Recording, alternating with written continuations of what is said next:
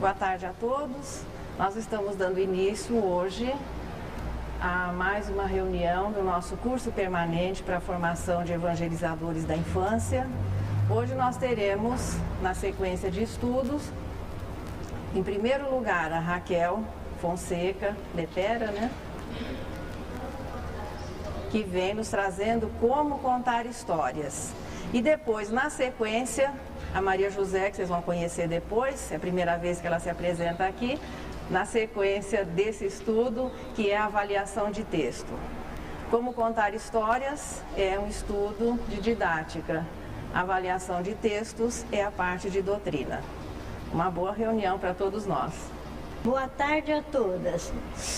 Bem, hoje nós vamos falar de como contar histórias e a sua importância na evangelização. A história é a forma literária mais expressiva e de mais fácil compreensão, tanto para a criança como para os adultos. Todos nós gostamos de ouvir, de contar, de ler e hoje em dia, até pela televisão, até assistir histórias. Por ser um grande elemento formativo da personalidade infantil, ela é considerada um dos processos didáticos mais eficazes no trabalho da evangelização, tanto para a infância como para a juventude. É, portanto, um dos instrumentos básicos da evangelização. A história informa, dá prazer, desenvolve a linguagem, a memória, o gosto pela leitura. As ações marcantes dos personagens educam. E ela é de muito agrado porque os seus eventos se completam e logo dá um final imediato. A sua aplicação não é recente. O divino Jesus já aplicava, já usava nos seus ensinamentos.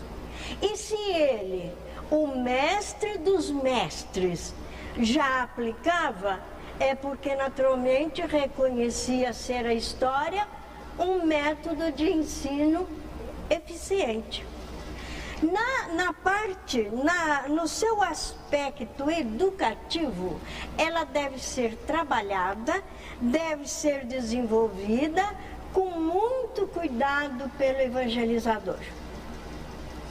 Vamos ver a história e a evolução dos interesses dos 4 aos 6 anos, que corresponde na evangelização ao jardim. A criança nesta faixa está presa às coisas concretas do meio ambiente que vive. Então ela conhece a sua família, os seus animaizinhos de estimação, os seus brinquedos e os objetos que montam a sua casa. Então ela está presa a essas coisas concretas do meio em que vive.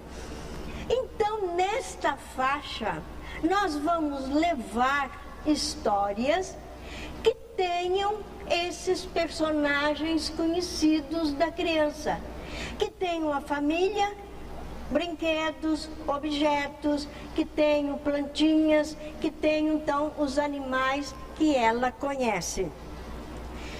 As histórias nesta faixa devem ser pequenas, não devem ter enredos muito longos, porque a criança neste período tem muito pouco desenvolvido o pensamento e não consegue acompanhar grandes eventos. Então a história tem que ser pequena, com poucos personagens e personagens conhecidos. Como é uma faixa de idade que nós já vimos outras vezes, é uma faixa de idade que a criança é muito ativa, gosta muito de cantar, de ritmos, de pular, de brincar. Vamos levar histórias para elas, mas historinhas animadas. As histórias que tenham canto, que tenham ritmos como, por exemplo, palma, mexer o corpinho, sons, principalmente os sons onomatopeicos, que são os sons que imitam a voz humana, a voz dos animais e a voz dos objetos, das coisas. Para ela isso é de muito agrado. Por exemplo, contar a história que quando o menininho escutou o tamanco da vovó, que quando ela entrava fazia toque, toque, toque. Isso é de agrado da criança. O relógio que o tempo todo fazia tic-tac, tic-tac, tic-tac. Isso para ela é muito interessante, é de muito agrado. Então, nós evangelizadores vamos levar historinhas para esta fase é lógico que o nosso objetivo é levar, é dar conduta evangélica. Então, vamos levar os princípios da moral cristã. Vamos falar de fraternidade, de amor, de caridade, de igualdade, de justiça, com esses elementos. Então, esses elementos são os personagens que vão passar para a criança aqueles exemplos de moral cristã. Nós também devemos desenvolver historinhas que as plantas, os animais, os objetos falam, conversam. Vocês se lembram que nós já comentamos que nesta faixa a criança acha perfeitamente possível e aceita muito bem que os animais conversem. Então vamos levar historinhas que os animais pratiquem essas condições de moral cristã, pratiquem o perdão, o amor, a fraternidade, a cooperação, mas que conversem entre eles. O que vai acontecer? Nesta faixa, que é um período de muita imaginação, que a criança tem um mundo de fantasia, para ela é perfeitamente normal que os animaizinhos conversem, que a família dos animaizinhos se reúnam, conversem, que a mãe dê conselho, que as crianças, os filhotinhos obedeçam. Para ela é perfeitamente natural e ela aceita com muita naturalidade. Nesse período ainda, nesta faixa, nós podemos levar histórias, mas enriquecê-las com bastante recurso visual. Vamos levar slides, se pudermos, gravuras as mais bonitas, as mais coloridas, as mais agradáveis de serem vistas. Vamos levar música para ativar, para motivar, porque nesta faixa o aprendizado da criança é feito com mais facilidade através dos recursos audiovisuais. Vamos apresentar para essas crianças Deus, mas o Deus Criador, aquele Deus Pai, aquele Deus muito bom, mas de uma bondade infinita e que está em toda parte, principalmente com as crianças.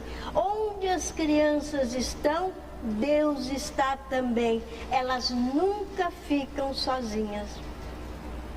Podemos levar historinhas do nascimento de Jesus, da família de Jesus, porque ela conhece já o que é família.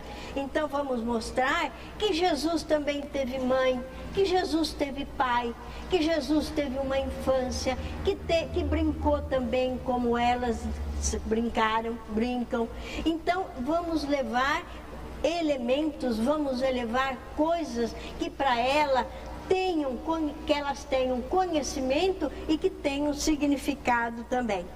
Com isso, o que vai acontecendo? A criança, nesta faixa, vai assimilando, vai entendendo e vai vivendo aquelas situações bonitas, boas, que os personagens praticam, mostrando então o amor, a caridade, o perdão, como nós já falamos.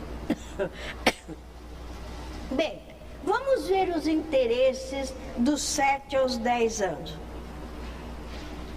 Os interesses são outros. As crianças frequentam a escola nesse período.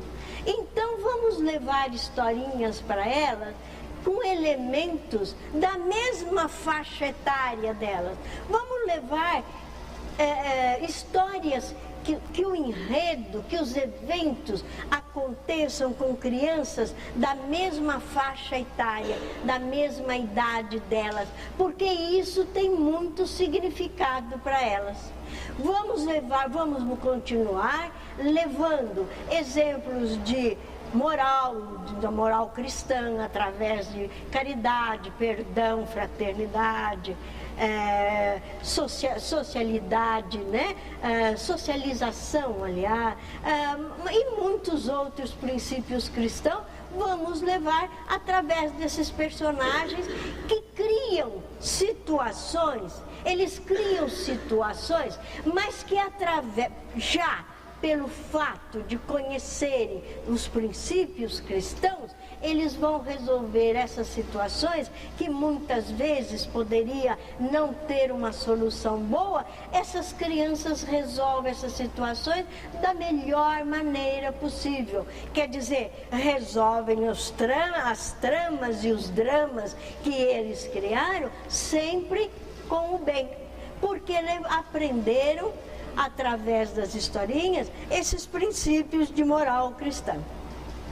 Vamos continuar falando de Jesus. O Jesus nesta faixa já é aquele Jesus que dá ensinamentos, que já conhece, já aplica os ensinamentos através das parábolas, das histórias, eles vão também apreciar muito. Vamos continuar falando de Deus, mas Deus amor, Deus sabedoria, e com isso a criança é levada a compreender então, a avaliar então toda essa sabedoria, todo esse amor, toda essa bondade infinita de Deus. Vamos falar também, vamos levar historinhas também com princípios das leis morais. Vamos falar do trabalho, da solidariedade, da sociedade. Vamos falar da responsabilidade, que são princípios de leis morais.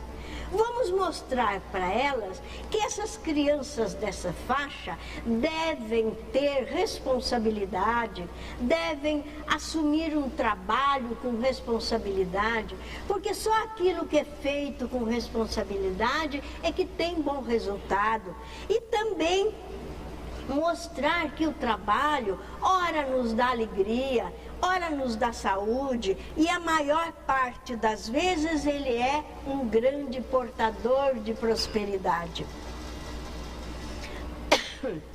Então, nesta faixa, essas crianças, essas histórias com crianças desta mesma faixa, vão levar para os ouvintes, para os evangelizandos, exemplos de moral cristã.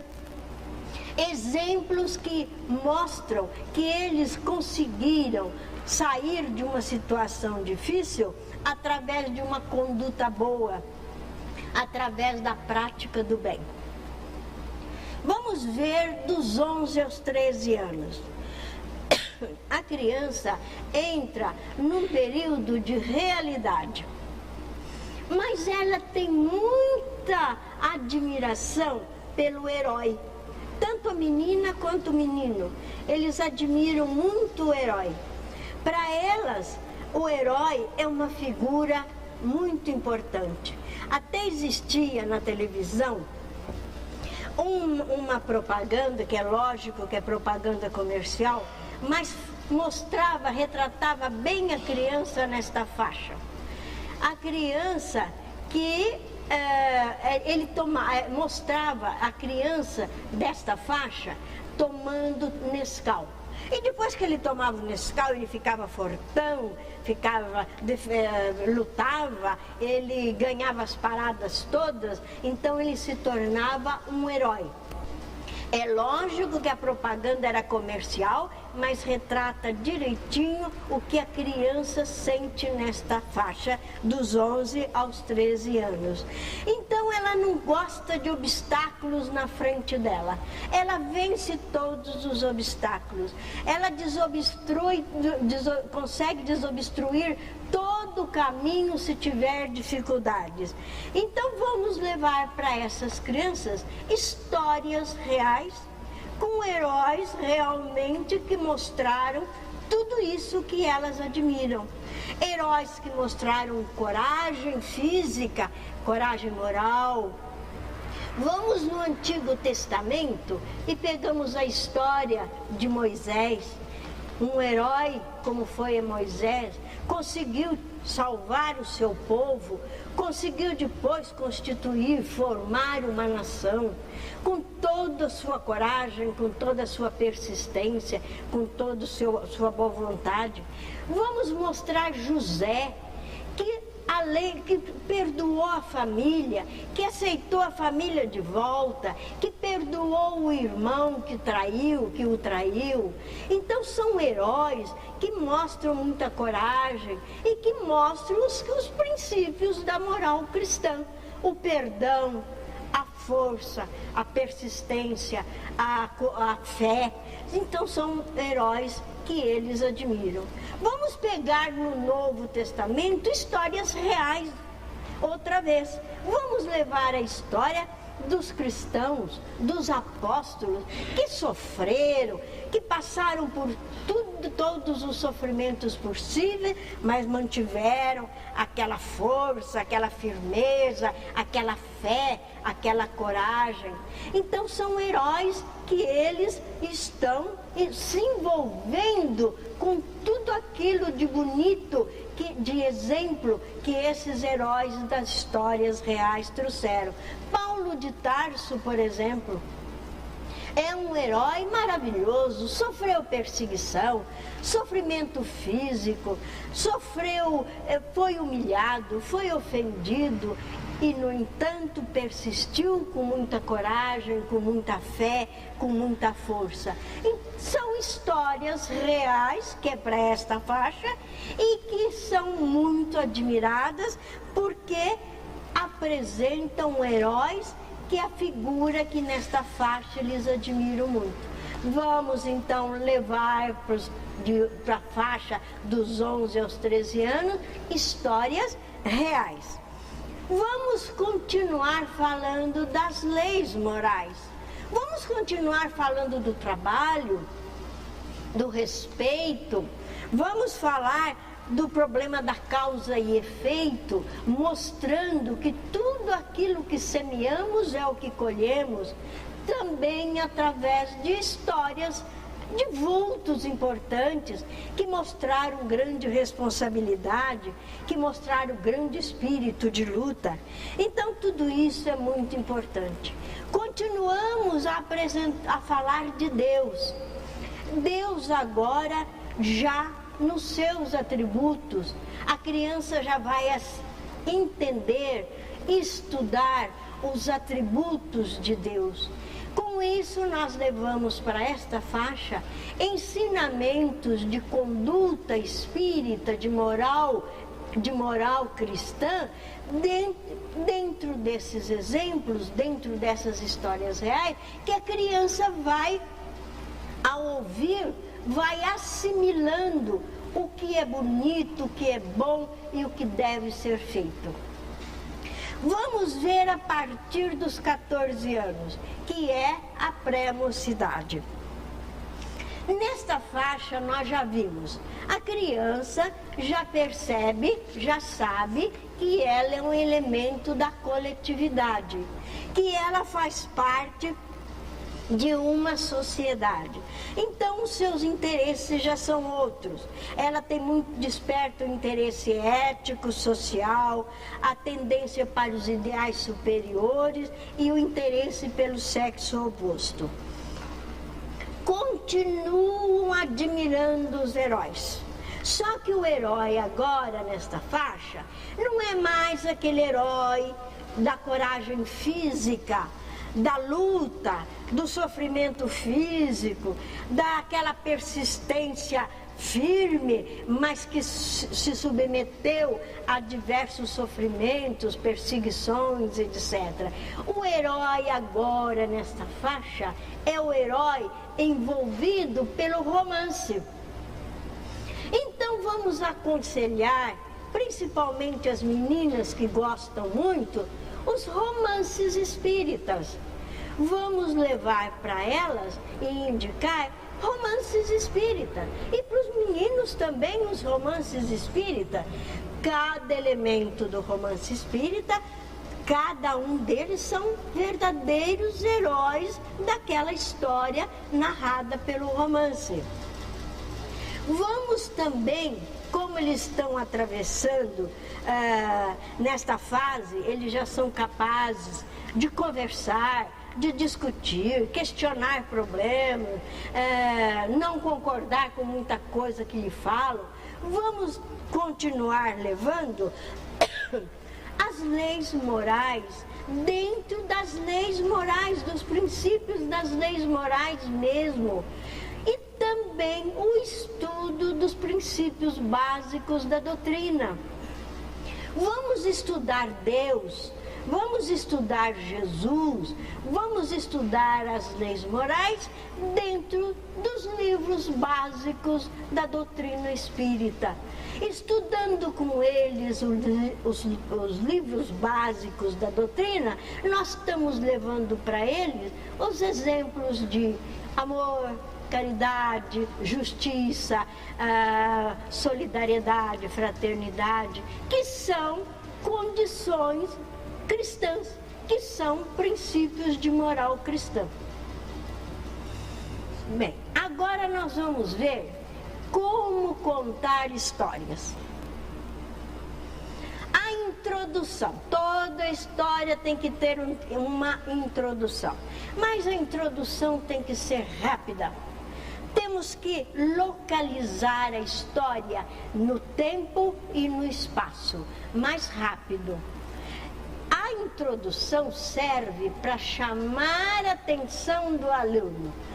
Tanto isso é verdade que aquelas chapas de história que falam assim, era uma vez, há muito tempo atrás, se nós colocarmos uma entonação de voz nessa introdução, se nós fizermos assim, era uma vez, há muito tempo atrás, pode acreditar. Se a classe ainda tiver algum bagunceirinho ali, que tiver ainda molando o companheiro, que não tiver prestando atenção com essa entonação de voz que eu faço para iniciar a história, eles imediatamente vão olhar para ver o que está acontecendo com a professora. E vão olhar e vão prestar atenção, e é isso que eu quero. Eu quero chamar a atenção dos aluninhos para eu, então, começar a contar a história. Então, a introdução é pequena e nós podemos usar esses chavões, dessas chapas antigas de história. Não tem importância nenhuma, podemos continuar usando. O enredo da história é a sucessão dos eventos. Tem que ter uma sequência, tem que ter começo, meio e fim. E ela nós devemos ir narrando o enredo, narrando os eventos, acontecimentos, mas sempre deixando velado o desfecho da história. Porque com essa narração dos eventos, as crianças vão acompanhando aquilo que eu estou narrando, esperando uma solução. Eu vou conservar velado esse desfecho até chegar num ponto que eu chamo de clímax ou ponto culminante. É quando o enredo chega com toda aquela curiosidade que despertou nas crianças, chega ao final. Quando chega neste ponto, eu entro na conclusão ou desfecho. E a conclusão ou desfecho também deve ser rápido. Eu devo simplesmente terminar a história. Uma observação: nunca terminar a história com desfecho, com conclusão trágica. Nada de contar história que no final houve uma tragédia. Vamos contar a história terminando sempre com um final feliz. Por quê? Porque as histórias que eu levei, o objetivo não foi levar moral espírita, não foi levar conduta cristã, não foi levar os princípios da moral cristã. Então, todos aqueles que praticam a moral cristã, eles têm um final, um término de drama ou de trama, daquilo que a história narrou, bem, porque ele praticou bem. Se ele praticou bem, ele termina bem. E também nada de terminar a história. Existe, antes disso, eu lembrei, existe muito nessas histórias clássicas de fadas, que nós não aconselhamos, mas existe muito aquele final, e eles se casaram e foram felizes para toda a vida, né? Esse final de história é final de histórias clássicas. Quer dizer, hoje as nossas histórias também devem ter um final feliz. Não precisa falar que casaram, mas tem que ter um final feliz.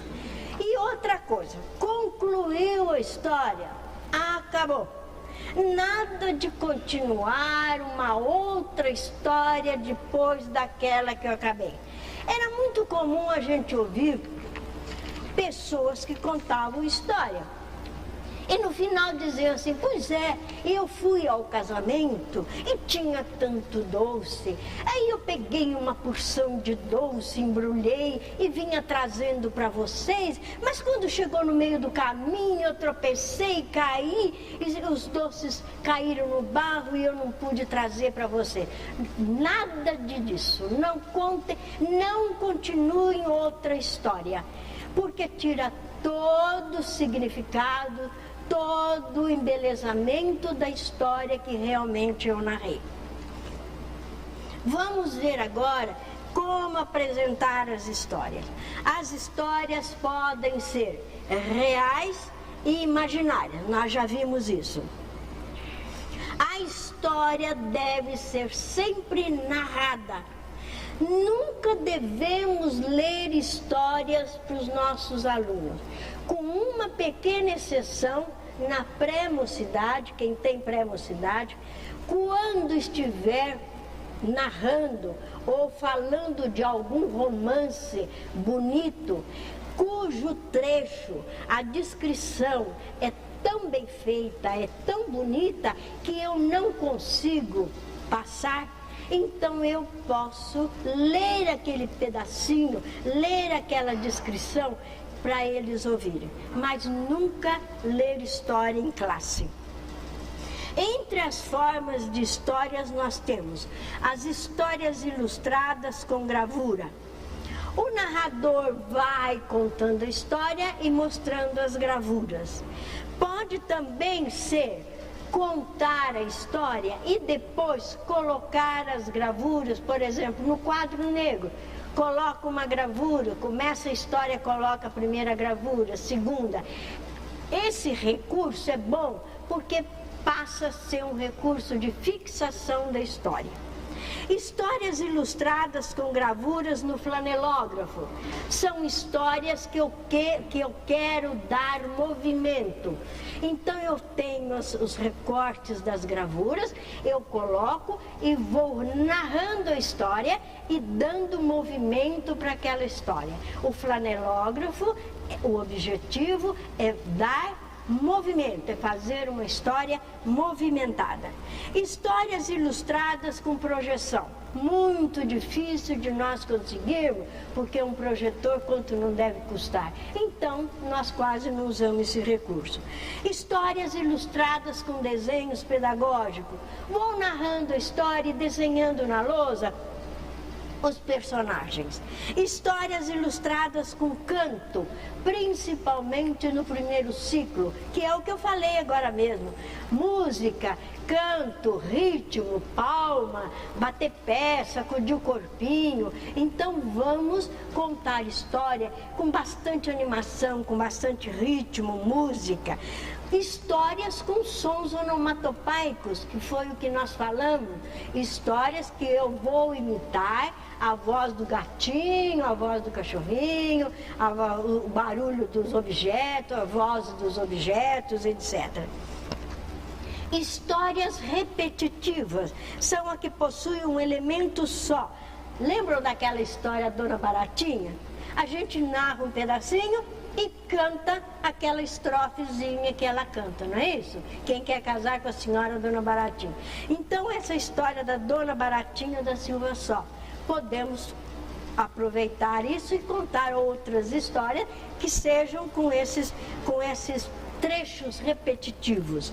Histórias acumulativas são as histórias que, à medida que eu vou contando, vai entrando um novo personagem na história e eu vou acumulando os personagens e vai se formando a história, como aquele exemplo da história da formiga e a neve.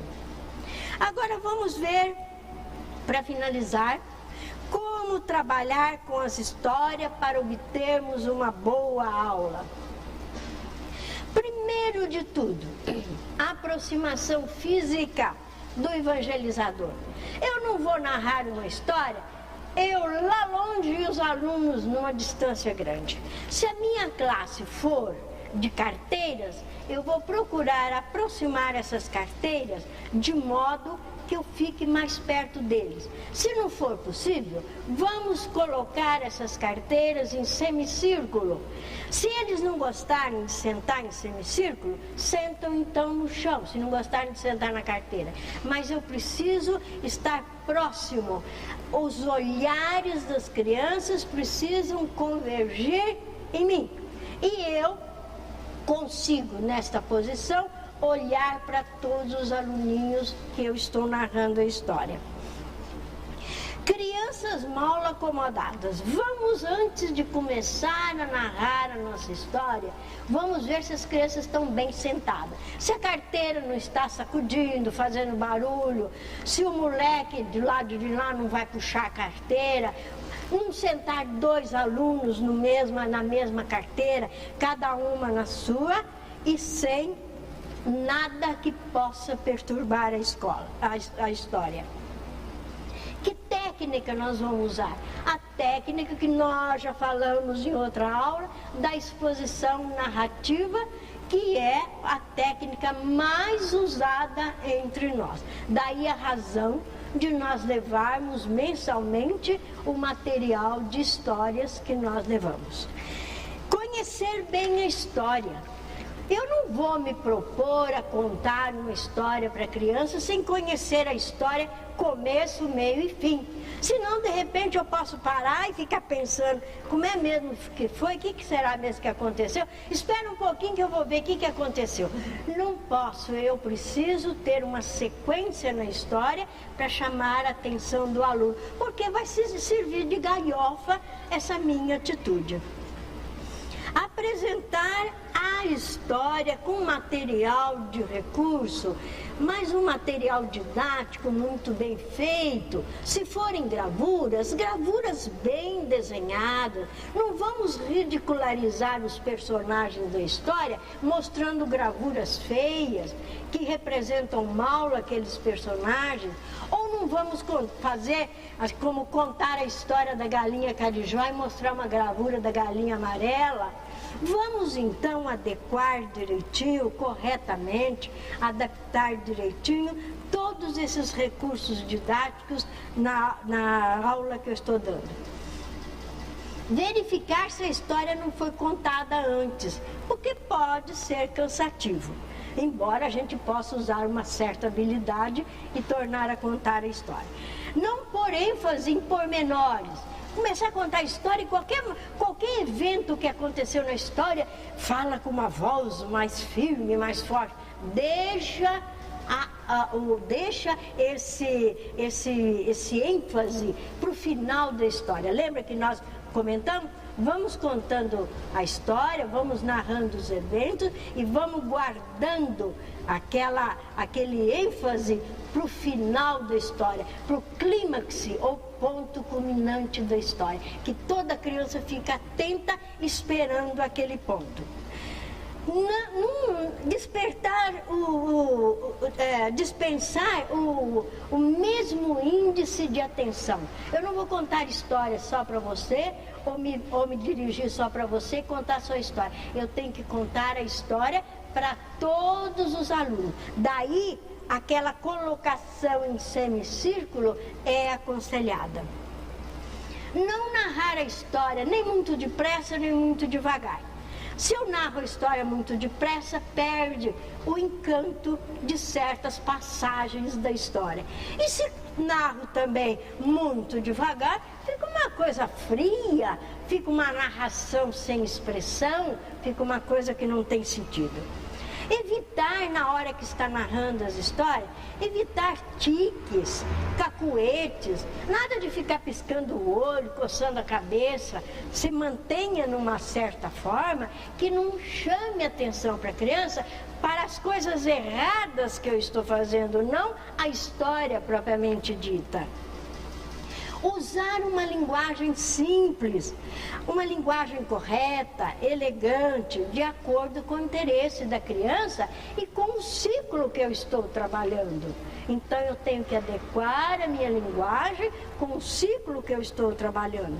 Embora isso não invalida de modo nenhum a minha expressão correta, a minha linguagem correta. O assunto deve ser interessante para todos, por isso a história tem que ser adequada. A história deve ter moral implícita. Nada de contar, de terminar a história e falar: por isso que eu falei para vocês, quem não faz isso não ganha, não sei o que lá. Nada de falar em moral no final da história. Quando eu estou narrando a história, que eu estou levando os princípios da moral cristã, eu já estou levando para eles aqueles ensinamentos, como nós já repetimos várias vezes hoje: o perdão, a caridade, a igualdade, a fraternidade. Deixe que as crianças assimilem e entendam que no final da história foi por possuir aquelas qualidades é que teve um final satisfatório. Então, nada de revelar história, de revelar moral. Jesus, quando contava as parábolas, ele nunca falou para os discípulos: eu estou contando essa parábola porque a moral é isso, assim, assim. Ele deixava que os discípulos entendessem, e quando não era possível, eles se aproximavam de Jesus, e aí é que iam pedir a explicação daquele. A história deve ser movimentada, mas sem excessos. Deve ter uma introdução curta, como nós já falamos, despertar o interesse, ter unidade, ter um assunto encadeado, como nós já falamos também, início, meio e fim, possuir um clímax bem acentuado, não ser longa demais e nem curta demais.